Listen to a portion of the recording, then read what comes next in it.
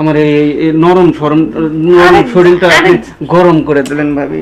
গরম বলতে জানেন না আপনার ভাই। এই দাঁড়াও, কই যাও তুমি? সকালবেলা এক জায়গায় যাবার লেছি, মেজাজটা খিটকেটে বানাই ফেলা। পিছনে পিছনে কি লেগে ডাকতেছো কি লেগে? পিছনে পিছনে ডাকতেছো কিসের জন্য? মানে এই যে কিস্তি আলা চলে আসবে, 10টা বাজে গেছে। কিস্তি এলা চলে যাবো, আমি কিস্তি তুলে আনছি উত্তরপাড়া করিম ভাইয়ের কাছ থেকে 5 লক্ষ টাকা লোন আনছি, ঠিক আছে? কিস্তি এলার কথা তো আমি ভাবতেছি না, হ্যাঁ তো কিছুক্ষণ পরে আবো। আমার তো মাথা এমনি গরম, তার মধ্যে তুমি ডেকে বেড়াইতেছো। ও এখন মাথা গরম, কিস্তির কথা কইলে মাথা গরম। আর যখন টাকা তুলে দাও, বউ আমার, সোনা বউ আমার, টাকাটা তুলে দাও, একটু সই দাও, সঙ্গীতে ভর্তি হও। তোমার ওই মিষ্টি কথা আমার ভালো লাগতেছে না। যখনকার ওই যে টাকা আনছি, আমার ভালো একটা নেকলেস বানাই দাও, ভালো একটা শাড়ি কিনা দাও, যেভাবে যে ভালো ভালো কাপড় কিন দেয় ই করো, মাসি তো মনে করবো যে আমি 2000 কোটি টাকার মালিক, এরকম কিছু মনে করে নেবো। অথচ ভাঙা টিনের করে থাকি।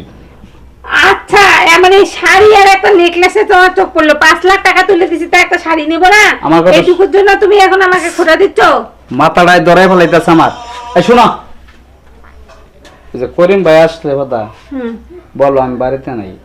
আমি ওকে মিথ্যা কথা বলতে পারবো না। তুমি কিস্তির টাকা কিভাবে পাঠাবে? আমি টাকা পয়সা দিতে পারবো না। উনি আসলে যেভাবে সম্ভব বোঝাই সোজাই আরে বাগাবা, এটা তুমি বুঝবা। আমার আর এই ধরনের ফেরা দেও না। তোমার নিগে কিস্তির টাকা আর লোন করে আমি একা একা খাইছি। তুই আমার জীবনটা তেজপাতা করে দিছ, বেশি কিছু কইলে তার মুখটা একবারে ই করে দিমু, কথাটা মুন্ডাই হিস। তো টাকা তুলে দেওয়া। আরে ভাবি, আরে আমি কখন থেকে ফোন দিতেছি, আপনি ফোন রিসিভ করেন না, কথাও বলেন না। এখন শেষ পর্যন্ত আপনার রুম পর্যন্ত আসা লাগলো। আচ্ছা বসেন ভাই। আচ্ছা আমি তো বসবো না, কিস্তির টাকা ভাই কিস্তি দেয় না 3 মাস হলে। আরে এই যে দেখতেছেন না, ফোন কত জায়গায় যে চেষ্টা করলাম, টাকা ম্যানেজ করতে পারিনি কিস্তি। আর কিভাবে চেষ্টা করেন আপনি টাকা ম্যানেজ করতে পারেন না? কিস্তি আজকে দেওয়া লাগবে। আচ্ছা শুনেন না, এত রাগ হইেন না।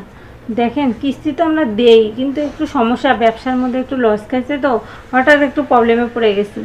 আর এখন মানে ওর মাথা ঠিক নেই, আমাদের রাগারাগি করে চলে গেল। এখন ম্যানেজ করতে হবে আমাকে। শুনেন একটা কথা। আচ্ছা শুনেন, কিস্তি আপনি ম্যানেজ করতে পারেন এটা আমাকে বললেন, কিন্তু আমাকে তো অফিস ছাড়ে না। অফিস তো আমাকে বারবার চাপ দেয় যে কিস্তি নেছো কিস্তি নেছো। আমরাও তো মানুষ। আচ্ছা আপনি ঠান্ডা হন, একটা কথা বলি আপনাকে। জি বলেন। শুনেন, কিস্তির জন্য তো চাপ দেয়, কিন্তু আপনারা ইচ্ছা করলে অনেক কিছু ম্যানেজ করতে পারেন, বুঝছেন?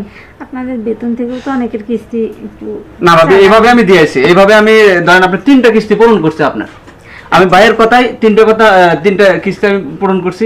আপনার কথা আমি আর শুনবো না আজকে। আচ্ছা শুনেন না, কিস্তিটা অন্য কোনো উপায়ে শোধ করা যায় না? আপনারা তো শুধু ওই যে ফর্ম পূরণ করে সিগনেচারে নেন। একটু আজকে আমার একটু কি বলছেন ভাবি? আপনার অন্য কিভাবে ম্যানেজ করবো? আচ্ছা ভাই বলেন না, মনে করেন যে টাকা পয়সা তো অনেক স্যালারি পান, আর বেতন তো মনে করেন যে যা পান। আপনার তো আর শুনছি বউ নাই, কি আর খায় এত টাকা? তো যদি একটু এই বয়সটা তো মনে করেন যে শুনেন একটু। আরে না, আরে শুনুন, আপনারও বউ নাই, বাইরে যাইতে গেলে তো অনেক টাকাই লাগবে। আপনি যদি তার বিনিময়ে না ভাবি না, আপনি যা বলতেছেন, আমরা চাকরি করি, আমাদের চাকরি দেখতে হয়। আপনার সাথে একটু চাকরি আছে, চাকরি যায়, একটু ভাবে দেখেন না। আমারও কিস্তিটার পেরেশানি দূর হবে, আপনারও একটু বউয়ের অভাবটা পূরণ হবে, দেখেন না। কি যে বলেন না আপনি আমার এই নরম শরীরটা গরম করে দিলেন ভাবি। গরম বলতে জানেন না আপনার ভাই শুধু এই টাকা পয়সা টেনশনে আমার একটু সময় দেয় না। আমার একটু মনের তো একটা ইয়ে আছে, সেটাও পূরণ করে না, খালি ঝগড়া করে আর বাইরে বাইরে থাকে। জানেন না, ঋণ হয়ে গেছে, সুখ শান্তি তো নাই। এই সারাদিন ঋণের টেনশনে, আমি টেনশনে থাকলে সুখ শান্তি হলে মনে হয়।